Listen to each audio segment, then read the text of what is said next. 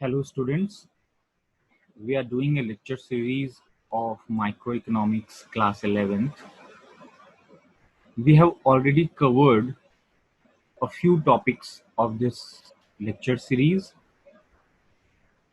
I will today let you go through the previous lectures in short, and then we'll come to the next topic that we are going to study today. So in the previous lectures, we studied about what is economics, a simple definition of it, and about the economic problem and the central problems of economy. We also studied the different types of economy and how they handle these central problems. So we'll revise it first in short and then we'll come to the next topic. तो जो economics word है हमने पढ़ा था कि ये एक दो ग्रीक वर्ड से मिलकर बना हुआ है.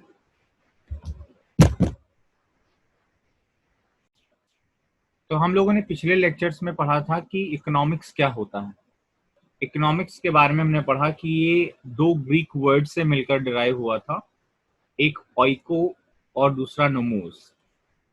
ओइको मीन्स अ हाउस एंड नोमोस मीन्स टू मैनेज.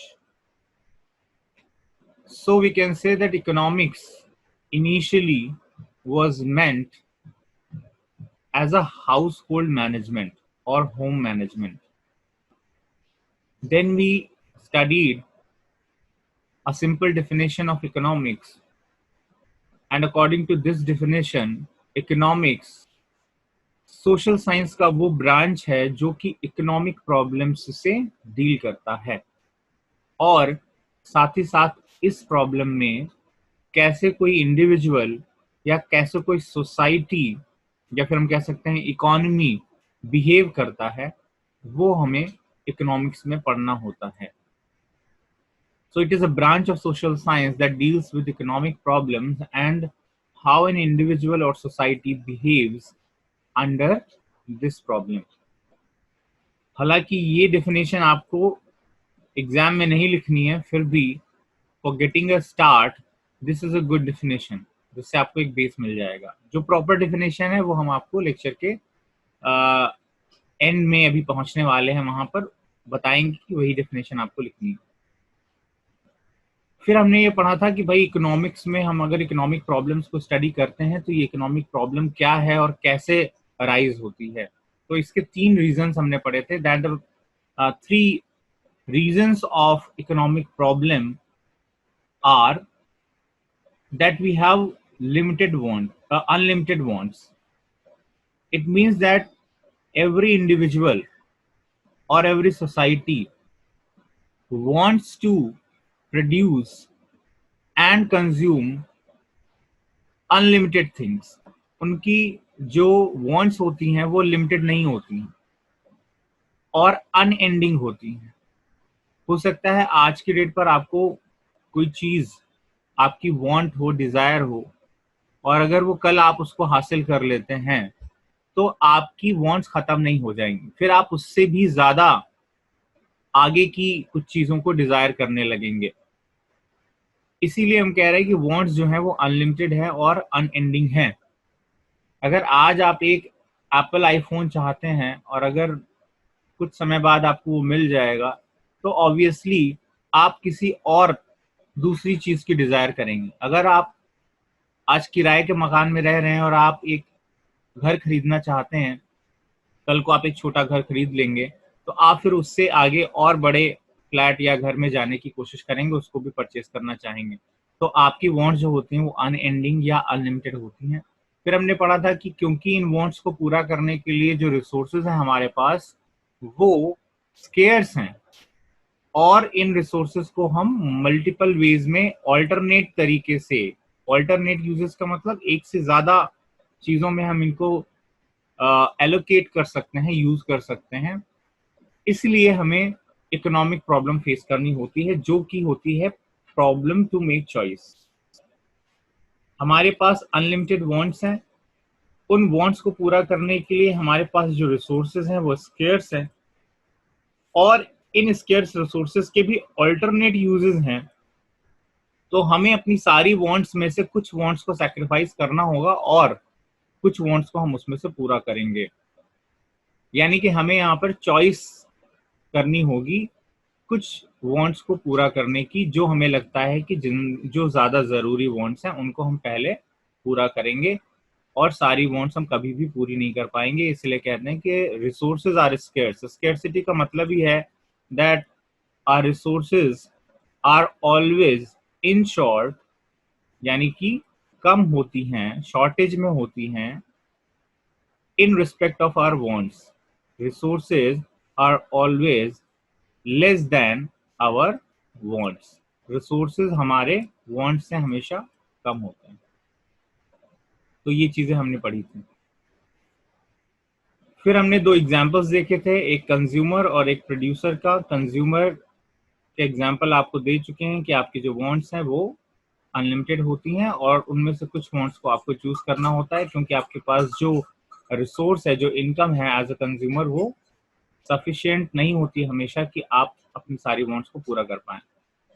फिर हमने एक प्रोड्यूसर का एग्जांपल लिया था, जो कि एक फार्मर था, और इस फार्मर के पास एक पीस ऑफ लैंड है जहां पर उसको ढेर सारे ऑप्शंस हैं क्रॉप्स को ग्रो करने के, जिससे कि वो अपने प्रॉफिट को मैक्सिमाइज कर पाए। लेकिन हमने देखा कि वो सारे क्रॉप्स को ना ग्रो करके उसमें से कुछ एक या दो को ही सिलेक्ट कर पाता है, क्योंकि इस पीस ऑफ लैंड पर सारे क्रॉप्स ग्रो करना पॉसिबल नहीं है। मींस कि जो उसके पास रिसोर्स है, उसके पास रिसोर्स के तौर पर ये जो पीस ऑफ लैंड है उस पर वो सारी चीजें ग्रो नहीं कर सकता है, इसलिए उसको इसमें प्रॉब्लम ऑफ चॉइस फेस करनी पड़ती है, जिसको कि हम इकोनॉमिक प्रॉब्लम कहते हैं। एक और एग्जांपल हमने लास्ट लेक्चर में पढ़ा कि कोई भी स्टूडेंट जो 12th पास करता है उसके पास भी बहुत से ऑप्शंस होते हैं, लेकिन क्योंकि उसके पास जो रिसोर्सेज हैं, रिसोर्सेज में हमने पढ़ा था कि उसके पास फीस होगी जो पे करने के लिए उसके पेरेंट्स के पास, और प्लस वो जो टाइम दे पाएगा स्टडीज को वो लिमिटेड होता है। तो ये रिसोर्सेज लिमिटेड हैं, और इसीलिए वो ढेर सारे ऑप्शंस में से सारे ऑप्शंस को सिलेक्ट नहीं कर सकता, वो किसी एक को चूज करता है। जैसे एग्जाम्पल के तौर पे हमने कॉमर्स स्टूडेंट का एग्जाम्पल लिया कि वो सीए कर सकता है, सीएस कर सकता है, लॉ कर सकता है, एमबीए कर सकता है, बीबीए कर सकता है। बहुत से ऑप्शंस उसके पास आगे फ्यूचर के लिए होंगे। मार्केटिंग में जा सकता है, कोई प्रिपरेशन कर सकता है, लेकिन वो सारी चीजें नहीं कर सकता है, क्योंकि जो फीस वो पे करेगा इन कोर्सेज के लिए और जो टाइम वो स्पेंड करेगा वो उसके रिसोर्सेज हैं, और ये हमेशा लिमिटेड होंगे। इसलिए उसको इसमें से कोई ना कोई चॉइस करनी पड़ेगी। तो एक सिंपल टर्म्स में अगर इकोनॉमिक प्रॉब्लम को बोलें तो economic problem basically problem of making choice होती है, जहां पर कि कोई भी इंडिविजुअल, चाहे वो प्रोड्यूसर हो या कंज्यूमर हो, अपने रिसोर्सेज को एलोकेट करता है। जो उसके पास रिसोर्सेज हैं उनको एलोकेट करने का मतलब किसी पर्टिकुलर टास्क में एम्प्लॉय करना, लगाना। वो एलोकेट करता है बेस्ट पॉसिबल वे में, ताकि उसका सेटिस्फैक्शन या प्रॉफिट मैक्सिमाइज हो सके। सेटिस्फैक्शन मैक्सिमाइज होने का कब बोलेंगे? जब वो कंज्यूमर होगा। और प्रॉफिट मैक्सिमाइजेशन के लिए कब वो बेस्ट एलोकेट करेगा? जब वो एक प्रोड्यूसर होगा। फिर उसके बाद हमने देखा था कि इकोनॉमी क्या होता है और इकोनॉमी के टाइप्स क्या हैं। अभी हमने इकोनॉमिक्स पढ़ा कि इकोनॉमिक्स क्या है। इकोनॉमिक्स एक ब्रांच ऑफ स्टडी है, उसका डेरिवेशन ग्रीक वर्ड से हुआ है। और जो इकोनॉमी होता है वो बेसिकली एक सिस्टम होता है। जैसे हम कह रहे हैं अगर कि इंडिया की जो इकोनॉमी है वो है इंडियन इकोनॉमी, तो Indian economy is basically a system. ये एक सिस्टम है। ये सिस्टम हमें लाइवलीहुड प्रोवाइड करता है। This system means Indian economy अपने सारे जो भी इसके एलिमेंट्स हैं, इसके एलिमेंट्स क्या हैं इस इकोनॉमिक सिस्टम के? जितने भी इंडिविजुअल कंज्यूमर्स हैं, इंडिविजुअल कंज्यूमर्स जो हैं, इंडिविजुअल प्रोड्यूसर्स जितने भी हैं, यानी कि जो फैक्ट्रीज हैं, कंपनीज हैं, जितने भी ट्रेडर्स हैं, जितने भी एम्प्लॉयज हैं, वो सारे इसके एलिमेंट्स हैं। तो ये इकोनॉमिक सिस्टम जो है, इंडिया का जो इकोनॉमी है, ये सिस्टम इन सभी लोगों को क्या प्रोवाइड करता है? लाइवलीहुड प्रोवाइड करता है। तो हम कह सकते हैं कि इकोनॉमी एक ऐसा सिस्टम है जो अपने एलिमेंट्स को लाइवलीहुड प्रोवाइड करता है, और या कहें कि जो इंडिविजुअल्स को लाइवलीहुड प्रोवाइड करता है और उसको अर्न और स्पेंड दोनों ही करने की फैसिलिटी प्रोवाइड करता है। अर्न भी कर सकते हैं आप इस सिस्टम के अंदर लाइवलीहुड, आप अगर एम्प्लॉय हैं तो आप अर्न भी करेंगे और फिर उसके बाद आप उसको स्पेंड भी करेंगे। ये दोनों ही एक्टिविटीज जो आप कर रहे हैं वो कहाँ पर कर रहे हैं, आप इंडियन इकोनॉमी के सिस्टम के अंदर कर रहे हैं। तो Indian economy is a system which allows you to earn and spend your livelihood. अब ये अर्न और स्पेंड करने के लिए आप बहुत सी इकोनॉमिक एक्टिविटीज परफॉर्म करते हैं, जैसा कि डिस्कस कर चुके हैं कि उसमें हम लोग, इसके अलावा आप इन्वेस्टमेंट करते हैं, आप इन्वेस्ट कर सकते हैं, इन्वेस्ट करके अर्न कर सकते हैं, एंटरप्रेन्योर होंगे तब भी, और एक इंडिविजुअल के तौर पे इन्वेस्ट कर सकते हैं। आप सेविंग्स करते हैं, सेविंग करते हैं, आप एक्सचेंज करते हैं, आप प्रोड्यूस करते हैं, आप कंज्यूम करते हैं।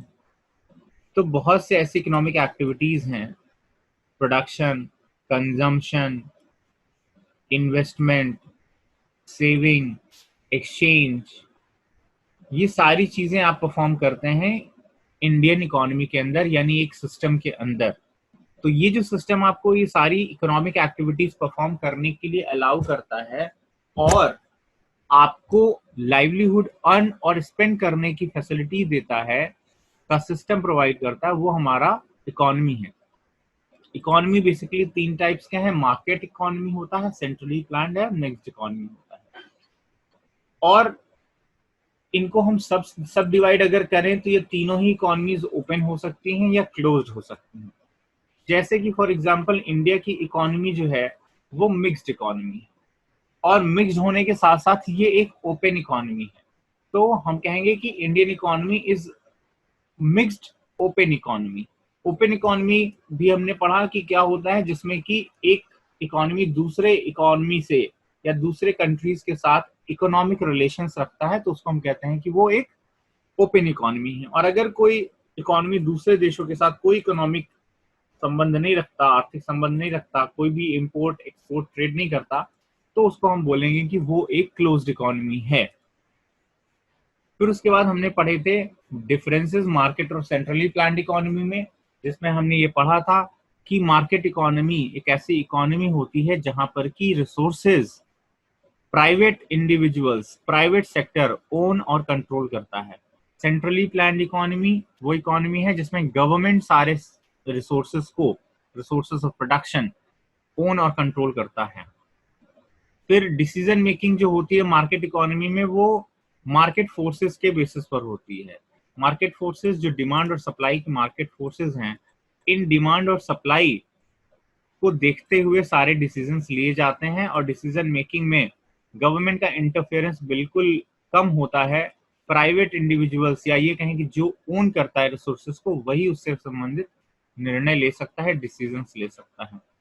Decision making centrally planned economy में पूरी तरीके से गवर्नमेंट करती है अपने डिफरेंट एजेंसीज के थ्रू। उसके बहुत से एजेंसीज होती हैं जिनके थ्रू की वो डिसीजन लेती है।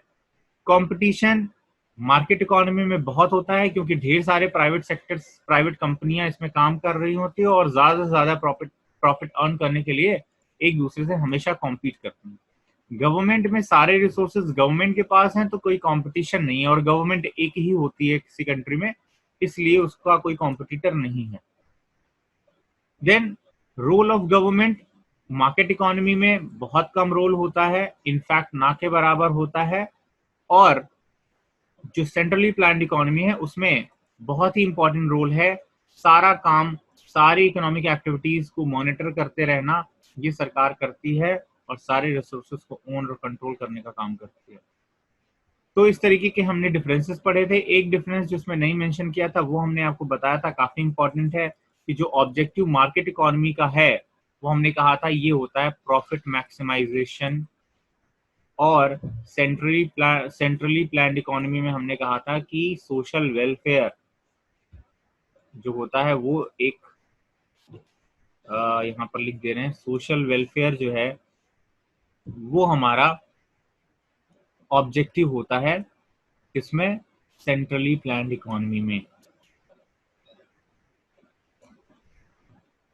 अब इसके बाद हम लोगों ने जो पढ़ा था वो ये कि सेंट्रल प्रॉब्लम्स ऑफ इकोनॉमी क्या है। इसमें हमने देखा कि 3 तरह की प्रॉब्लम्स होती हैं सेंट्रल प्रॉब्लम्स ऑफ इकोनॉमी में, what to produce, how to produce and for whom to produce. इसके अंदर हमने इस बात को देखा था कि व्हाट टू प्रोड्यूस का जो प्रॉब्लम है उसमें बेसिकली किसी भी इकोनॉमी को ये तीनों प्रॉब्लम्स फेस करनी होती है। उसमें व्हाट टू प्रोड्यूस का जो प्रॉब्लम है उसमें जो इकोनॉमी है, या ये कहें कि इकोनॉमी की तरफ से जो गवर्नमेंट है उसको जो डिसीजन लेने होते हैं, जो फोर्सेस होती हैं वो डिसीजन जो लेती हैं, डिसीजन मेकर्स जो होते हैं। अब डिसीजन मेकिंग का भी आपने ऊपर पढ़ा डिफरेंस कि अगर मार्केट इकोनॉमी है तो डिसीजन मेकिंग का काम प्राइवेट इंडिविजुअल्स जो ओन करते हैं रिसोर्सेज को वो करेंगे, और सेंट्रली प्लान्ड है तो उसमें जो गवर्नमेंट होती है वो करती है।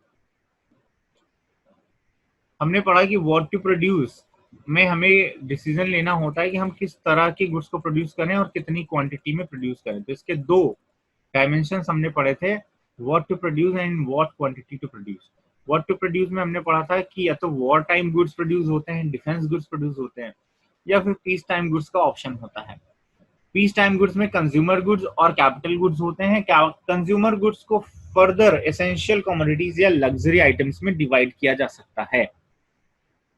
अब कोई भी इकोनॉमी कोई एक चीज प्रोड्यूस करके काम नहीं चलाती, इसलिए उनको इनके कॉम्बिनेशंस प्रोड्यूस करने होते हैं। तो व्हाट टू प्रोड्यूस में ये सारे ऑप्शंस है।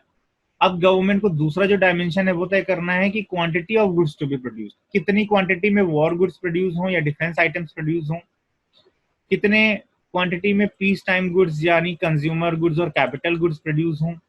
कैपिटल गुड्स वो गुड्स होते हैं जो फर्दर प्रोडक्शन में काम आते हैं, मशीनें वगैरह जैसे हो गई, और कंज्यूमर गुड्स में वो गुड्स आते हैं जो सीधे कंज्यूमर कंज्यूम करते हैं, इंडिविजुअल्स कंज्यूम करते हैं। इन कंज्यूमर गुड्स में भी कुछ एसेंशियल कमोडिटीज आती हैं, जैसे खाने पीने की चीजें हो गई, डेली यूज की जो चीजें हो गई लोगों के, और कुछ लग्जरी आइटम्स आते हैं जैसे कि महंगी गाड़ियां, महंगे मोबाइल फोन्स, जिसके बिना भी ही एक इंडिविजुअल का काम चल सकता है। वो केवल डिस्टिंग्विश करने के लिए रिच और पुअर के बीच में लग्जरी आइटम्स प्रोड्यूस किए जाते हैं, जिसको कि रिच लोग इस्तेमाल करें और वो अपने आप को दूसरों से सुपीरियर दिखा पाएं। ठीक है, इसके बारे में आगे और डिटेल में डिस्कशन है चैप्टर्स में। तो ये काइंड्स ऑफ गुड्स हैं, इनमें से क्या प्रोड्यूस करना है, कितना प्रोड्यूस करना है, ये जो डिसीजन लिया जाता है उसको हम कहते हैं व्हाट टू प्रोड्यूस। फिर हाउ टू प्रोड्यूस का क्वेश्चन है, जिसमें कि 2 टेक्निक्स बेसिकली उसमें हम डिवाइड करते हैं, लेबर इंटेंसिव और कैपिटल इंटेंसिव। जो लेबर इंटेंसिव टेक्निक है उसमें ज्यादा से ज्यादा लेबर्स का इस्तेमाल किया जाता है यानी मैनुअल वर्क, और जो कैपिटल इंटेंसिव टेक्निक है उसमें ज्यादा से ज्यादा मशीनों का इस्तेमाल किया जाता है। फिर थर्ड जो क्वेश्चन है वो हमारा है फॉर whom टू प्रोड्यूस, जिसमें हमने ऑप्शन देखा था पर्सनल डिस्ट्रीब्यूशन और फंक्शनल डिस्ट्रीब्यूशन का। पर्सनल डिस्ट्रीब्यूशन का हमने देखा कि जो लोग ज्यादा परचेजिंग पावर रखते हैं, जिनके पास ज्यादा वेल्थ है, पैसा है, उनको डिस्ट्रीब्यूट किया जाए, यानी कि रिचर सेक्शंस को डिस्ट्रीब्यूट किया जाए ज्यादा और पुअर को कम किया जाए, ऐसा होना चाहिए। या फिर फंक्शनल डिस्ट्रीब्यूशन होना चाहिए कि जिसने जितना कंट्रीब्यूशन किया है इनकम जनरेट करने में उसको डिस्ट्रीब्यूट किया जाए। तो ये 2 ऑप्शंस हमारे पास है, पर्सनल और फंक्शनल डिस्ट्रीब्यूशन। इस पर हम लोग डिस्कशन कर चुके हैं ये सारे टॉपिक्स, इसलिए अगर आप इनको दोबारा से देखना चाहते हैं तो प्रीवियस लेक्चर्स में डिटेल में जाकर देख सकते हैं। अब हम देखेंगे कि सोल्यूशन ऑफ सेंट्रल प्रॉब्लम्स क्या है। डिफरेंट इकोनॉमीज के अंदर ये जो 3 सेंट्रल प्रॉब्लम्स हमने पढ़ी, what to produce, how to produce and for whom to produce, उसका सोल्यूशन क्या हो सकता है। तो हम देखते हैं कि मार्केट इकोनॉमी जो है इसका ऑब्जेक्टिव क्योंकि प्रॉफिट अर्निंग है और इसमें प्राइवेट इंडिविजुअल सारे रिसोर्सेज को ओन और कंट्रोल करते हैं, डिसीजन मेकिंग का पावर भी उन्हीं के पास होता है। तो व्हाट टू प्रोड्यूस में कोई भी इंडिविजुअल जो प्रॉफिट के लिए काम करेगा वो ये देखेगा कि गुड की डिमांड क्या है। अगर किसी गुड की डिमांड ज्यादा होगी तो उसको प्रोड्यूस करेगा, और अगर किसी गुड की डिमांड नहीं है तो उसको प्रोड्यूस नहीं करेगा। वो ये नहीं दिखेगा कि पब्लिक को क्या चाहिए, वो देखेगा कि हमारा फायदा किसमें है। जो चीज ज्यादा बिक रही हो और ज्यादा बिकेगी तो ज्यादा पैसे में बेच पाएंगे, किसी चीज की डिमांड ज्यादा है तो उसको हम ज्यादा पैसे में बेच पाएंगे। ऐसा अगर वो कर पाएगा तभी उसको प्रॉफिट ज्यादा मिलेगा। तो वो ये देखता है कि किस चीज की डिमांड ज्यादा है, जिससे कि उसको हायर प्राइसेस पर बेचकर वो ज्यादा प्रॉफिट कमा सके, ऐसा डिसीजन लिया जाएगा। हाउ टू प्रोड्यूस में वो ये देखिएगा कि भाई किस टेक्निक का यूज करने पर कम कॉस्ट आती है, क्या लेबर का यूज करने पर सस्ता पड़ेगा हमें, या फिर मशीनों का इस्तेमाल करने पर सस्ता पड़ेगा। जो भी कॉस्ट एफिशिएंट होगी टेक्निक, उसी को वो इस्तेमाल करेगा, क्योंकि उसका मेन मोटिव है प्रॉफिट मैक्सिमाइजेशन, और प्रॉफिट तभी ज्यादा होगा जब कॉस्ट कम आएगी प्रोडक्शन की। फॉर होम टू प्रोड्यूस में हम देखेंगे कि जो मार्केट इकोनॉमी है उसमें रिच सेक्शंस के लिए, जो कि ज्यादा पैसे पे कर सकते हैं, उनके लिए गुड्स प्रोड्यूस किए जाएंगे। पुअर पीपल को इग्नोर कर दिया जाएगा, क्योंकि वो उनकी पेइंग कैपेसिटी नहीं है, उनके लिए मेहनत करके प्रोड्यूस करने से क्या फायदा है। रिच लोगों के लिए प्रोडक्शन किया जाएगा। सेंट्रली प्लान्ड इकोनॉमी में इन तीनों क्वेश्चन के आंसर कुछ इस तरह से मिलेंगे, क्योंकि गवर्नमेंट सोशल वेलफेयर के लिए प्रोडक्शन कर रही है, गवर्नमेंट डिसीजन ले रही है, इसलिए वो ऐसे गुड्स को प्रोड्यूस करेगी जो ज्यादा से ज्यादा लोगों के लिए यूजफुल हो। केवल कुछ लोग उसको पसंद करते हैं या यूज करते हैं, उन चीजों का प्रोडक्शन नहीं होगा या कम होगा। तो जो चीजें जितनी ज्यादा यूजफुल है, जितने ज्यादा लोग उसको यूज कर पाएंगे, उनके लिए वो यूटिलाइज हो पाएगी, ऐसी चीजों को प्रोड्यूस किया जाएगा। हाउ टू प्रोड्यूस में जो चीजें जो टेक्निक सोशली डिजायरेबल हो, मतलब कि अगर किसी देश में अनएम्प्लॉयमेंट बहुत ज्यादा है, बेरोजगारी है, बहुत से लोग अनएम्प्लॉयड हैं, तो वहां पर लेबर इंटेंसिव टेक्निक का इस्तेमाल किया जाएगा, अगर वो सेंट्रली प्लान्ड इकोनॉमी है तो। और अगर कहीं पर अनएम्प्लॉयमेंट नहीं है और मशीनों का इस्तेमाल करने की टेक्नोलॉजी अवेलेबल है और उससे कोई लॉस नहीं है, कोई नुकसान नहीं सोसाइटी का, तो कैपिटल इंटेंसिव टेक्निक का इस्तेमाल किया जाएगा। How to for whom to produce में है poor section who need them more, क्योंकि यहाँ पर सोशल वेलफेयर की बात है, ऑब्जेक्टिव सोशल वेलफेयर करना है, तो ज्यादातर प्रोडक्शन जो होगा वो गरीब सेक्शंस के लिए होगा, उनको ध्यान में रखते हुए होगा कि उनको किस चीजों की जरूरत ज्यादा है, और उन तक पहले पहुंचाने की कोशिश की जाएगी कि जिनको सच में बहुत जरूरत है, उन लोगों तक पहले डिस्ट्रीब्यूशन हो जाए, उन लोगों को पहले प्रोडक्शन का फायदा मिले। मिक्स्ड इकोनॉमी में हमने ये देखा था कि मिक्स्ड इकोनॉमी में प्राइवेट सेक्टर, गवर्नमेंट सेक्टर दोनों ही एग्जिस्ट करते हैं। कुछ हद तक गवर्नमेंट छूट देती है प्राइवेट इंडिविजुअल्स को कि वो रिसोर्सेज को ओन करें, कंट्रोल करें और डिसीजंस लें कि उन्हें क्या प्रोड्यूस करना है, कैसे प्रोड्यूस करना है और किसके लिए प्रोड्यूस करना है। लेकिन कुछ ऐसे सेक्टर्स होते हैं, कुछ ऐसी चीजें होती हैं जो गवर्नमेंट अपने हाथों में जिसका डिसीजन और रिसोर्सेज रखती है, और उन सुविधाओं को, जो कि जरूरी सुविधाएं मानी जाती हैं हर व्यक्ति के लिए, ऐसी सुविधाओं को अपने कंट्रोल के अंदर ही प्रोड्यूस और डिस्ट्रीब्यूट करवाती है। तो यहाँ पर हम देखेंगे कि सारे ही जो डिसीजन लिए जाएंगे वो लिए जाएंगे मार्केट कंडीशन के बेसिस पर भी। मार्केट कंडीशन के बेसिस पर कैसे, कि जो प्राइवेट सेक्टर के हाथों में जो रिसोर्सेज दे दिए गए हैं, वहां पर मार्केट कंडीशन को देखकर डिसीजन होगा, और कुछ डिसीजन जो हैं वो सोशल वेलफेयर को ध्यान में रखते हुए भी लिए जाएंगे, जैसे कि गवर्नमेंट जो ओन करती है, कंट्रोल करती है ऐसे रिसोर्सेज को। तो ये दोनों ही चीजें यहाँ पर होती हैं, दोनों का मिक्स है, या ये कहें कि मार्केट इकोनॉमी और सेंट्रली प्लान्ड इकोनॉमी के जो भी बेनिफिट्स हैं वो मिक्स्ड इकोनॉमी में आपको देखने को मिलेंगे। आज का जो हमारा टॉपिक है नेक्स्ट, वो है branches of economy. Branches of economy में अगर आप देखें तो जो मॉडर्न इकोनॉमिस्ट्स हैं उन्होंने इकोनॉमिक्स को दो पार्ट्स में डिवाइड किया हुआ है। प्रोफेसर रैगनर फ्रिस्क ने सबसे पहली बार 1993 में इन दोनों इकोनॉमिक्स के पार्ट्स के लिए एक नाम यूज किया। पार्ट्स पहले से ही थे, लोग अलग अलग स्टडी करते थे, लेकिन उनको जो नाम दिया गया वो रैगनर फ्रिस्क ने 1993 में दिया। उन्होंने इन दोनों को कहा कि एक माइक्रो इकोनॉमिक्स है और एक मैक्रो इकोनॉमिक्स है। आई और ए का इसमें फर्क है, ध्यान रखिए। तो ये नाम आपको याद रखना है कि किसने माइक्रो और मैक्रो टर्म्स का यूज सबसे पहले किया था दोनों पार्ट्स के लिए, तो आप बोलेंगे रैगनर फ्रिस्क ने किया। अब समझते हैं कि ये माइक्रो और मैक्रो इकोनॉमिक्स क्या है। देखिए, जो माइक्रो वर्ड है, माइक्रो वर्ड एक ग्रीक वर्ड माइक्रोस से डिराइव हुआ है, MIKROS, माइक्रोस। और माइक्रोस का मतलब होता है स्मॉल, माइक्रोस का मतलब होता है स्मॉल, उससे बना हुआ ये माइक्रो इकोनॉमिक्स। तो माइक्रो इकोनॉमिक्स में हम स्मॉल यूनिट्स की स्टडी करते हैं।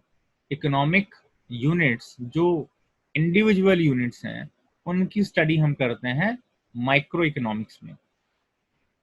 इंडिविजुअल यूनिट्स का मतलब कोई एक कंपनी या फर्म की स्टडी कर रहे हैं, अगर मान लीजिए वो कंपनी कितना प्रोडक्शन करती है, कितना सप्लाई करती है, उसका एनुअल टर्नओवर क्या है, उसका प्रॉफिट कितना है, ये सारी चीजें, उसके एसेट्स कितनी हैं, तो ये एक माइक्रो इकोनॉमिक स्टडी हुई। जैसे किसी एक इंडिविजुअल की, सपोज एक्स एक पर्सन है, उसकी क्या डिमांड होती है, हर महीने वो कितना चावल खरीद रहा है, कितना आटा खरीद रहा है, इस चीज की स्टडी अगर करेंगे तो ये माइक्रो इकोनॉमिक स्टडी, वो एक यूनिट, सिंगल यूनिट की स्टडी कर रहे हैं हम इकोनॉमिक्स के, उस इकोनॉमी के। और इनकम ऑफ एन इंडिविजुअल, किसी इंडिविजुअल कोई कितना कमाता है महीने में कितना खर्च करता है, ये सारी स्टडीज माइक्रो है। कोई इंडिविजुअल प्रोड्यूसर कितना प्रोड्यूस कर रहा है, कितना सप्लाई कर रहा है। तो जब एक सिंगल यूनिट की स्टडी करते हैं, या ये कहें कि स्मॉल पार्ट की स्टडी करते हैं, तो वो हमारा माइक्रो इकोनॉमिक्स कहलाता है, माइक्रो इकोनॉमिक स्टडी कहलाएगा। और जब हम मैक्रो इकोनॉमिक्स का, मैक्रो भी देख लीजिए, मैक्रोस वर्ड से आया है, इसमें भी ए का फर्क है बस। मैक्रोस वर्ड से आया है, ग्रीक वर्ड से, और इसका मीनिंग होता है लार्ज। तो मैक्रो में हम क्या करेंगे, लार्ज लेवल पर, बड़े लेवल पर जब स्टडी करते हैं, इनफैक्ट जब पूरी इकोनॉमी की स्टडी करते हैं एक साथ, तो उसको हम मैक्रो इकोनॉमिक्स स्टडी कहते हैं। अब इसमें हम एग्रीगेट्स की स्टडी करते हैं, टोटल की स्टडी, जैसे टोटल सप्लाई कितनी हुई इकोनॉमी में, टोटल रेवेन्यू कितना जनरेट हुआ कंट्री के अंदर, टोटल जीडीपी कितना है कंट्री का, इकोनॉमी का, नेशनल इनकम क्या है, सारे लोगों की इनकम को जोड़ करके पॉपुलेशन से डिवाइड कर दिया तो जो इनकम आई वो नेशनल इनकम हो गई।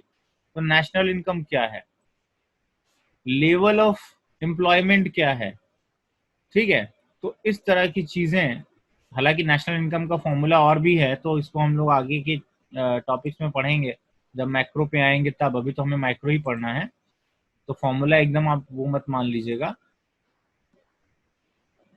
नेशनल इनकम क्या है, लेवल ऑफ एम्प्लॉयमेंट क्या है, जनरल प्राइस लेवल क्या है, यानी कि आमतौर पर गुड्स के प्राइसेस क्या चल रहे हैं, सब गुड्स के टोटल देखा जाए तो, वो सारी चीजें मैक्रो इकोनॉमिक, इसमें हम पूरी इकोनॉमी की स्टडी कर रहे हैं, कंप्लीट इकोनॉमी।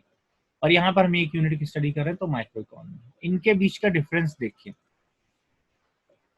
इनके बीच में डिफरेंस की अगर बात करें, तो माइक्रो इकोनॉमिक्स जो है और मैक्रो इकोनॉमिक्स जो है, उसमें देखिए, micro economics is that part of economy which studies the behaviour of individual unit, यानी वो इकोनॉमिक्स का वो पार्ट है माइक्रो इकोनॉमिक्स जो कि इंडिविजुअल यूनिट्स की स्टडी करता है, ठीक है, और उनके बिहेवियर की स्टडी करता है। और मैक्रो इकोनॉमिक्स जो पूरे एग्रीगेट ऑफ द इकोनॉमी, पूरी इकोनॉमी के बिहेवियर की स्टडी करता है, पूरा इकोनॉमी कैसे रिएक्ट करता है इकोनॉमिक प्रॉब्लम्स के लिए, सेंट्रल प्रॉब्लम्स के लिए।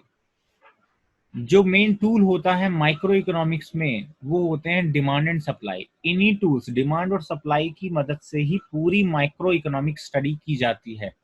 कोई भी चीज हमें माइक्रो लेवल पर फाइंड करनी होगी तो हमें डिमांड और सप्लाई पर कंसंट्रेट करना होगा। आगे के चैप्टर्स में आप देखेंगे भी कि डिमांड और सप्लाई का हर चीज को फाइंड करने में यूज होगा, चाहे वो इक्विलिब्रियम प्राइस हो, मार्केट इक्विलिब्रियम हो, कंज्यूमर्स इक्विलिब्रियम हो, प्रोड्यूसर्स इक्विलिब्रियम हो, डिमांड और सप्लाई का यूज हम हर जगह करेंगे। तो माइक्रो इकोनॉमिक स्टडी में डिमांड और सप्लाई का यूज होता है। इस तरह मैक्रो इकोनॉमिक्स में हम एग्रीगेट डिमांड और एग्रीगेट सप्लाई का यूज करते हैं। ये हमारे टूल्स होते हैं मैक्रो इकोनॉमिक, जिनकी मदद से हम मैक्रो इकोनॉमिक स्टडी करते हैं। फिर अगर देखें तो एग्रीगेशन, इसमें भी एग्रीगेशन होता है माइक्रो में, ऐसा नहीं कि बिल्कुल एग्रीगेशन नहीं होता, लेकिन छोटे लेवल पर। जैसे आपके बगल में जो मार्केट है सब्जी की, उसमें देखा जाए कि उसमें कितनी सप्लाई हुई आज के दिन में, या इस महीने में, इस साल में कितनी सप्लाई थी, कितनी डिमांड थी, तो उसका जो एग्रीगेट निकाला जाएगा वो माइक्रो इकोनॉमिक्स, क्योंकि वो एक मार्केट है, वो एक सिंगल मार्केट की बात कर रहे हैं, लेकिन मार्केट के टोटल फाइंड करने के लिए तो हमें एग्रीगेट करना पड़ेगा, टोटल करना। जबकि अगर हम देखें मैक्रो इकोनॉमिक्स में, तो मैक्रो इकोनॉमिक्स में क्या होता है कि सारे ही कंट्री के, पूरी इकोनॉमी के जितने मार्केट्स हैं, उन सब में टोटल डिमांड या सप्लाई को अगर स्टडी किया जाएगा तो वो टोटल एग्रीगेट जो स्टडी किया जा रहा है वो मैक्रो इकोनॉमिक्स कहलाएगा, वो पूरे इकोनॉमी लेवल पर किया जा रहा है। अब जो माइक्रो इकोनॉमिक्स है वो एजम्पशन उसका एक देखिए लिखा हुआ है कि जब भी हम माइक्रो इकोनॉमिक लेवल पर स्टडी करेंगे, यानी स्मॉल लेवल पर स्टडी करेंगे, तो जो मैक्रो वेरिएबल्स हैं, मैक्रो वेरिएबल्स मतलब जो मैक्रो इकोनॉमिक स्टडी के वेरिएबल्स हैं जिनको हम मैक्रो इकोनॉमिक्स में स्टडी करते हैं, जैसे कि national income, national consumption, savings, ये सारे हम मान लेंगे कि ये कांस्टेंट है, इनमें कोई चेंज नहीं हो रहा है। ये फैक्ट नहीं है कि चेंज नहीं हो रहा है, चेंज तो होता ही रहता है, लेकिन ऐसा हमें मानना पड़ेगा ताकि हम उसको फोकस वहां पर हम अपना ना लगाएं और हमारा फोकस पूरी तरीके से माइक्रो स्टडी में रहे। अगर हम मैक्रो वेरिएबल्स को ध्यान में रखेंगे, उनको अगर ये अज्यूम नहीं करेंगे कि वो कांस्टेंट हैं, तो फिर माइक्रो स्टडी पॉसिबल नहीं है, क्योंकि हमेशा मैक्रो में चेंज होता रहता है।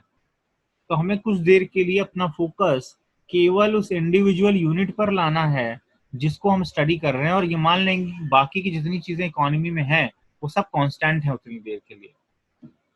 इसी तरीके से जब हम पूरी इकोनॉमी को स्टडी कर रहे होंगे तो हमारा फोकस केवल मैक्रो इकोनॉमिक वेरिएबल्स पर होना चाहिए। मैक्रो इकोनॉमिक्स की स्टडी में हम ये मान लेंगे कि माइक्रो लेवल पर जो भी चीजें हो रही हैं वो कांस्टेंट हैं, उनमें कोई चेंज नहीं हो रहा है, और तब हम मैक्रो लेवल पर, पूरी इकोनॉमी के लेवल पर स्टडी करेंगे। ठीक है, तो ये इसलिए है ताकि हमारा फोकस जो है वो बना रहे, जो स्टडी हम कर रहे हैं उसी पर फोकस करें और बाकी चीजों को हम कांस्टेंट मान लेते हैं। ऑल्टरनेटिव नेम अगर बात करें तो इसको प्राइस थ्योरी कहते हैं। माइक्रो इकोनॉमिक्स को हम लोग प्राइस, क्योंकि इसमें जो पूरा हमारा स्टडी होता है वो प्राइस पर बेस्ड होता है, हमें हर जगह पर प्राइस को कंसिडर करना होता है। हम आगे के चैप्टर्स में देखेंगे कि हर जगह प्राइस के अकॉर्डिंग चेंजेस आ रहे हैं, और प्राइस डिटर्मिनेशन जो होगा वो हमारा फर्स्ट स्टेप होगा हर चीज की स्टडी में। तो ये प्राइस थ्योरी पर बेस्ड है, प्राइस पर बेस्ड पूरी स्टडी है, यानी कि यहाँ पर जो इंडिविजुअल का बिहेवियर होता है वो प्राइस से चेंज होता है, ऐसा भी आप कह सकते हैं। जो इंडिविजुअल बिहेवियर है प्राइस से चेंज होता है, इसलिए हम इसको प्राइस थ्योरी कहते हैं, और हम इंडिविजुअल की ही स्टडी करते हैं मैक्रो इकोनॉमिक्स में। ये इनकम एंड एम्प्लॉयमेंट थ्योरी है, इसमें हमारा जो फोकस होता है, जो हमारा स्टडी का पॉइंट है वो इनकम और एम्प्लॉयमेंट है, इसकी स्टडी हम करते हैं। इस पर बेस्ड चेंज होता है बिहेवियर में, इकोनॉमी का बिहेवियर एम्प्लॉयमेंट और इनकम के लेवल से चेंज होता है।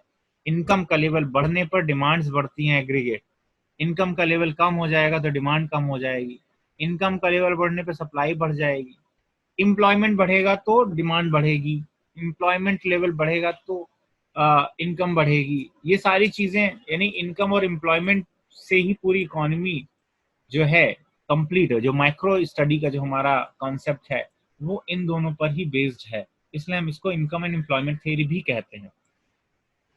फिर एग्जाम्पल की अगर बात करें तो यहाँ पर हमने पहले भी डिस्कस किया हुआ है कि जो इंडिविजुअल इनकम है, किसी इंडिविजुअल प्रोडक्ट की जो प्राइस है, किसी इंडिविजुअल प्रोड्यूसर के जो आउटपुट है, वो सब माइक्रो इकोनॉमिक्स में स्टडी करते हैं। और जो नेशनल लेवल पर इनकम है, पूरे देश की जो इनकम है, जो जनरल प्राइस लेवल है, यानी कि आमतौर पर जो चीज़ों का दाम है मार्केट में, और जो नेशनल आउटपुट है, वो जीडीपी है या जीएनपी है, ये सारी चीजें जो है हम मैक्रो इकोनॉमिक्स में स्टडी करते हैं। सो स्टूडेंट्स, ये सारी चीजें देखने के बाद अब हम लोग most appropriate definition of economics पढ़ने जा रहे हैं, और यही वो डेफिनेशन है जो आपको एग्जाम में लिख करके आनी है। ये डेफिनेशन ए सैमुअल्सन ने दिया था, और उन्होंने ये कहा था that economics is the study of how men and society choose to employ scarce resources, or you can say scarce productive resources, which could have alternative uses to produce various commodities and distribute them for consumption among various people and groups of society. जो अभी तक आपने discussion में पढ़ा है उसका ये summary है, एक तरह से ये डेफिनेशन।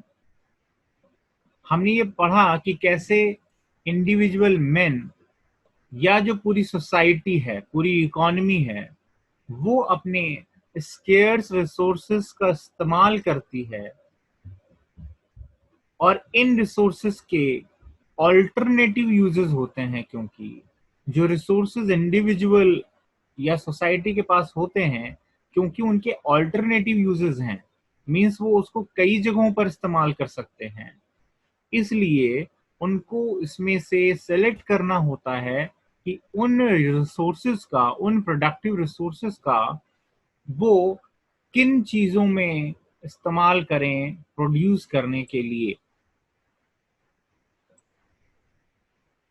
तो इकोनॉमिक्स मेन और सोसाइटी कैसे अपने स्केर्स रिसोर्सेस को, जिनका अल्टरनेटिव यूज है, उनको यूज करने का डिसीजन लेते हैं टू प्रोड्यूस वेरियस कमोडिटीज।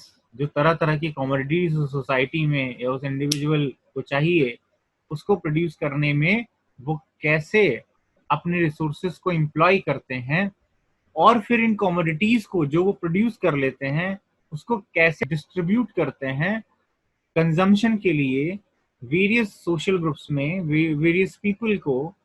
वही हम लोग इकोनॉमिक्स में स्टडी करते हैं, और यही अभी तक हमने देखा भी कि प्रॉब्लम ऑफ चॉइस होती है, लोगों के पास स्केर्स रिसोर्स होते हैं, इकोनॉमी के पास स्केर्स रिसोर्स होता है, उसको ऑल्टरनेटिव यूजेस में यूज कर सकते हैं। ढेर सारे वांट्स होते हैं जिनमें हम उनको यूज करना चाहते हैं या यूज कर सकते हैं, और उनमें से हमें कुछ को सिलेक्ट करना पड़ता है, चूज करना पड़ता है जहां पर हम उनका इस्तेमाल करेंगे। फिर हम कमोडिटीज जब बना लेते हैं तो हमने प्रॉब्लम पढ़ा था कि उसके distribution for whom to produce, यानी उस कमोडिटी को कैसे डिस्ट्रीब्यूट करें, ये भी एक प्रॉब्लम होती है। तो वो डिसीजन लेना कि how to distribute them for consumption among various people, ये सारी ही चीजें जो आपने पढ़ी वो इस डेफिनेशन का पार्ट हैं। तो ये एक डेफिनेशन है जो आपको डिटेल में पढ़नी है। फिर से एक बार समझिए, सैमुअलसन का कहना था कि इकोनॉमिक्स में हम ये स्टडी करते हैं कि कैसे मेन एंड सोसाइटी अपने स्केर्स रिसोर्सेस का, जिनके के ऑल्टरनेटिव यूजेस हैं, उनको इस्तेमाल करने का डिसीजन लेते हैं टू प्रोड्यूस वेरियस कमोडिटीज, यानी कि डिफरेंट कमोडिटीज को प्रोड्यूस करने में उनके इस्तेमाल कैसे किया जाए ये डिसीजन लेते हैं, और उसको कैसे लोगों में डिस्ट्रीब्यूट किया जाएगा, उस डिसीजन को, इस बिहेवियर को जिसमें हम स्टडी करते हैं, वही